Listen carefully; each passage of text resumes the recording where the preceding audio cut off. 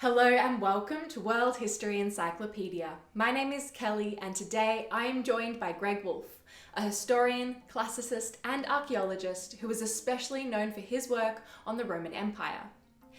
Greg specialises in the Iron Age and the Roman Empire and is currently working as a professor at the University of California in Los Angeles. Today, Greg joins me to chat all about his book, Rome and Empire's Story, the second edition, published by Oxford University Press.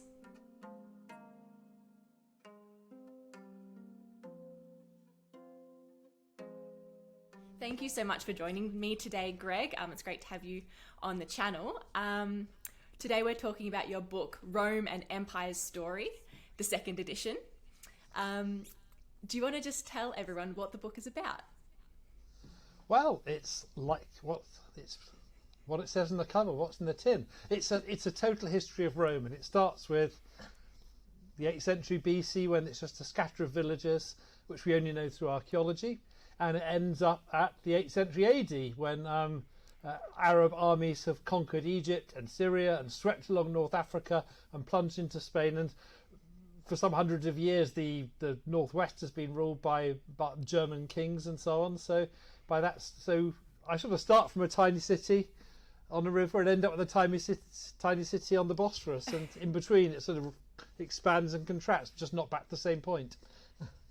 Fascinating. So do you go through every aspect of the empire, or is it more just like the physical growth and development, or what kind of things do you focus on? Well, you can't do everything, but I decided when I wrote the first edition I didn't want to just sort of tell the narrative, so it's got alternate chapters. So there's a chapter of narrative, and then there's a chapter taking issue like religion or the city of Rome or something, and so it alternates all the way through. And they're sort of, the thematic ones are sort of organised in a logical order.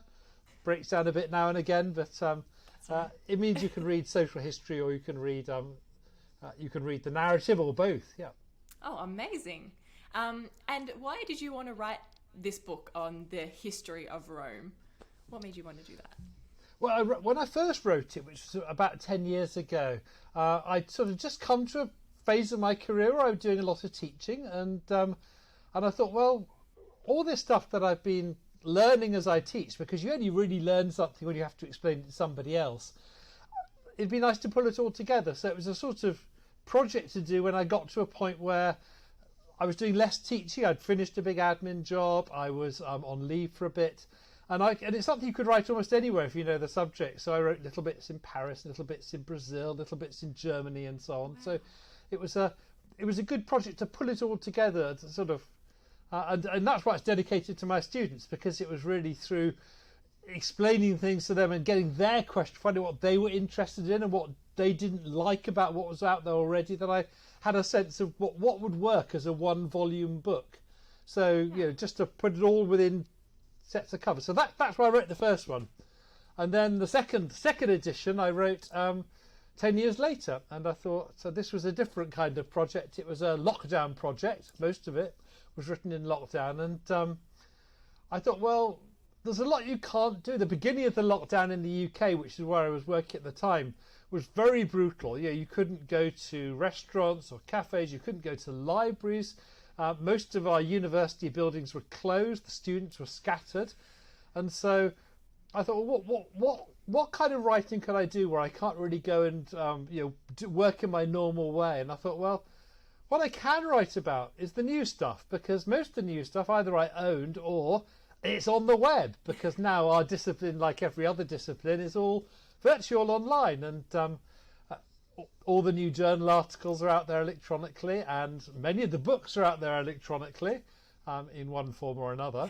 And so I thought, well, this would be a good chance to sit down and say, well, okay, so 10 years on, what's changed, what's the same? And of course, lots of bits hadn't changed, but then other bits have changed enormously. So that was really exciting doing that. So to come back to my own discipline 10 years down the line. In the interim, I'd been running a research institute in London for 6 years, and so I had a different perspective from teaching in Scotland. And I've been to, one of the great things about the institute in London was we had an amazing library which had scholars came from all over the world. So I've been meeting lots of people from Spain and Israel and the US and Germany and other places who came to. So I got a slightly broader, different perspective, and I'd also been to visit some of the places that were using my book to teach. You know, some in.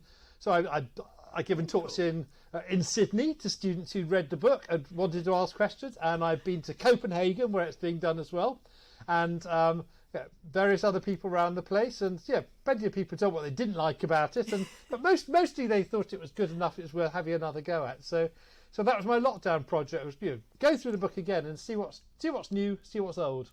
That's amazing. See what's worked.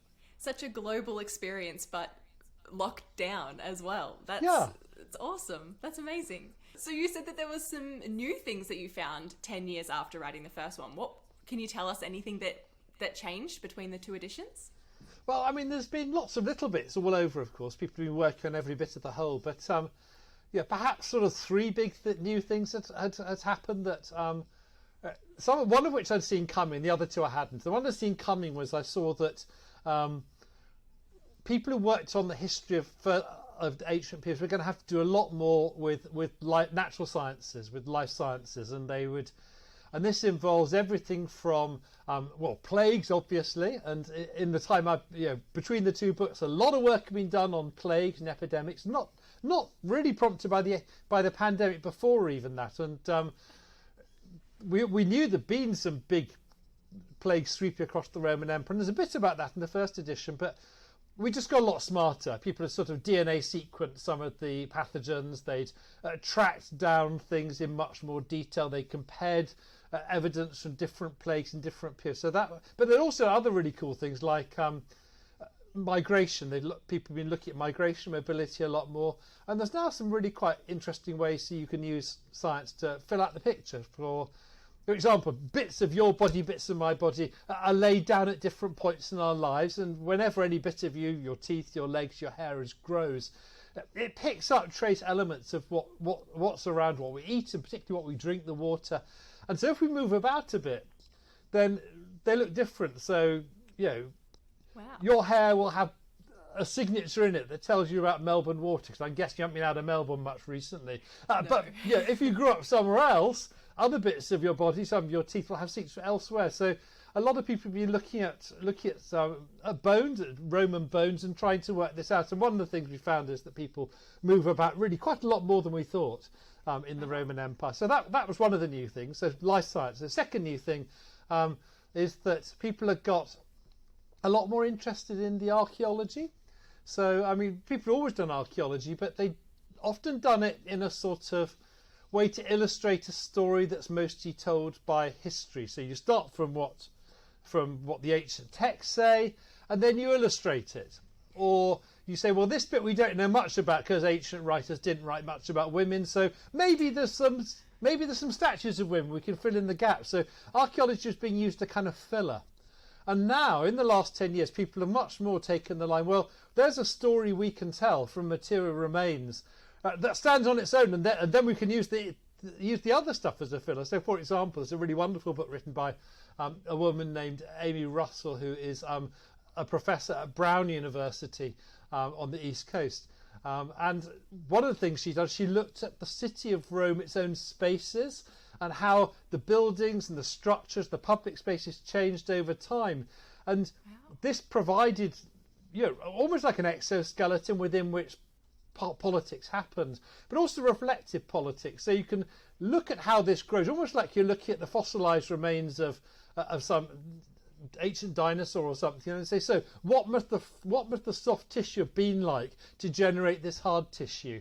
And so a strong sort of narrative there. So that's the second big thing. And then the other thing, which is that people have worked a lot more around the edges of the chronological edges of the Roman story. So we know quite a lot more about very, very early Rome and quite a lot more about late Rome. So for early Rome, there have been some studies on how Rome, in the sort of centuries before there's any local writing or no local history writing, how it interacts with other Italian peoples. And again, naturally, that's a story that also owes a lot to archaeology.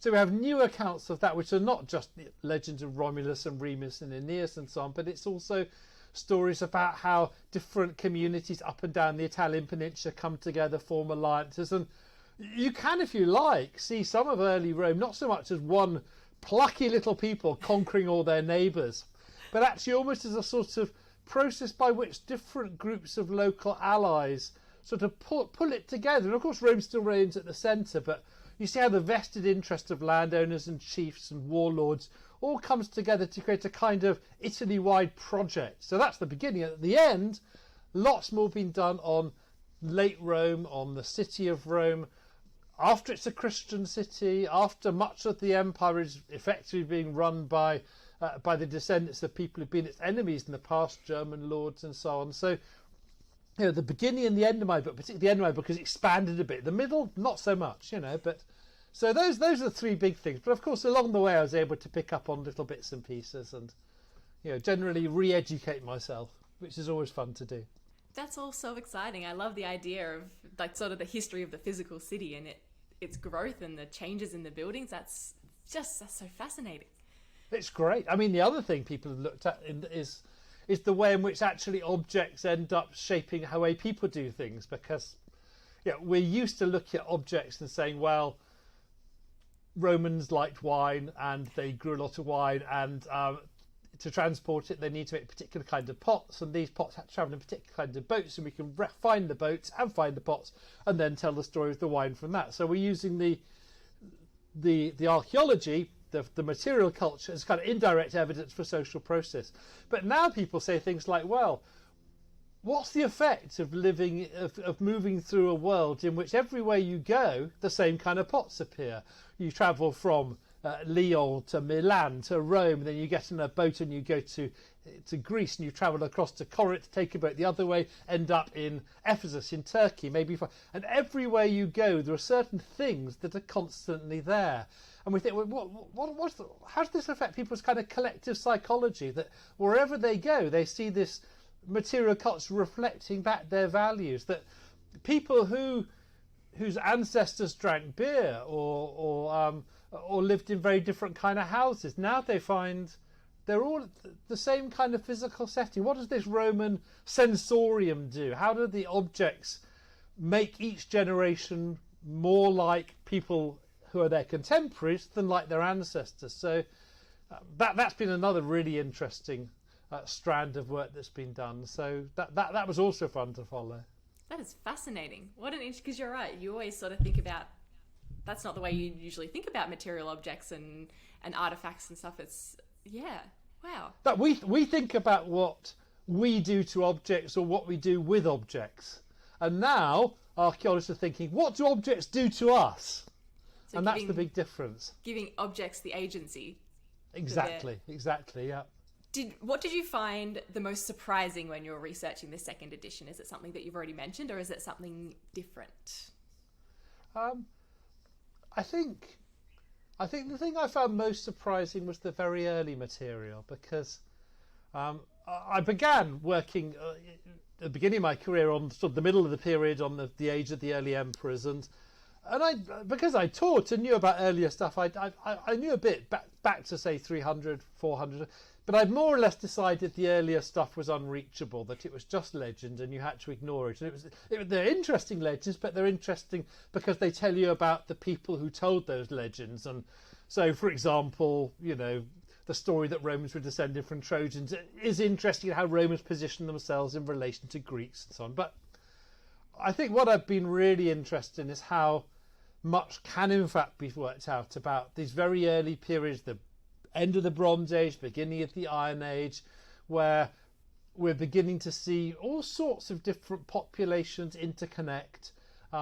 In the Western Mediterranean in particular, and people have been doing excavations on Sardinia, excavations in Africa, looking at early metallurgy, beginning to track down all these strange little languages which we sort of have got tiny bits of in different inscriptions, and begin to see better patterns in them.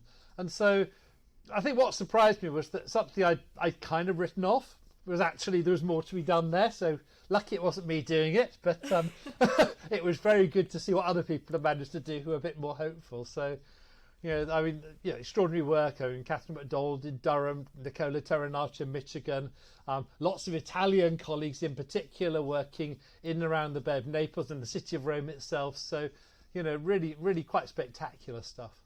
That's awesome. And I love that it is such a ever-changing, ever-developing kind of study. Archaeology is never going to stop, and we're always going to find new things to inform what we thought we already knew. So it's awesome that you got to go back and be like, oh, actually, I was wrong about that. There is stuff to talk about and to learn from. And that's absolutely awesome. Yes. From your second edition, what's the one thing you think people need to know about your book? Well, I mean, you've sort of said it already, Kelly, which is, I think one thing they need to know is that this is it's quite a live subject. It's quite dynamic, and that there are some things never going to change. We're never going to discover that Julius Caesar didn't exist, or we're never going to reorder the emperors in the 1st century. So, yeah, there are some fixed points, but there's lots of areas where a lot more needs to be done and can be done. And so I hope people who get the second edition and put it lovingly on their bedside table next to the first are going to think, wow, actually Roman history's doing things. I mean, not just that I'm doing things, but I'm chronicling it, that over the last 10 years we're really moving somewhere. I think for those people who read it who are students who are maybe thinking, what next? I hope what they'll see is that there's a new set of connections to be made between traditional humanities, art subjects, and biological sciences of all kinds. So that means the people who study the past and the future, they're going to have to know what an isotope is, as well as what an epitaph is. And they're going to need to be able to understand a bit about species of different animals and plants, as well as understanding about dynasties of different kinds of aristocrats. And they're going to need to know a bit of genetics, and they're going to need, and that not just that all of us, that there might have been a time in the past where you could, at some point in your life, walk through a door that says, I'm only going to study text, or I'm only going to study art, or I'm only going to look at science. But that's gone now. I mean, we've all got to be able to know a bit about everything else and be a bit humble about other people's skills, because none of us are going to be able to do it all on our own. So I hope a lesson people might pick up from this is an all-round education is really worth having. No one bit on its own is going to be sufficient, and there's and probably that works for science as well. There's medical humanities is important, but a lot of people are doing things which they're going to need to think about the human world as well. So I hope it'll point in that direction anyway. I definitely think that just in general, that is an idea that is becoming more and more prevalent, in that archaeologists need to be able to know more than one thing. They just have to. I'm reading so many things I've been reading. They're like, oh, we found this particular type of science told us this, which we wouldn't have known. And it's like, you just don't realize until you read something like that it's all so interconnected, and you need all of these different specialities and all these different things to give you the whole picture rather than just one little splice of it.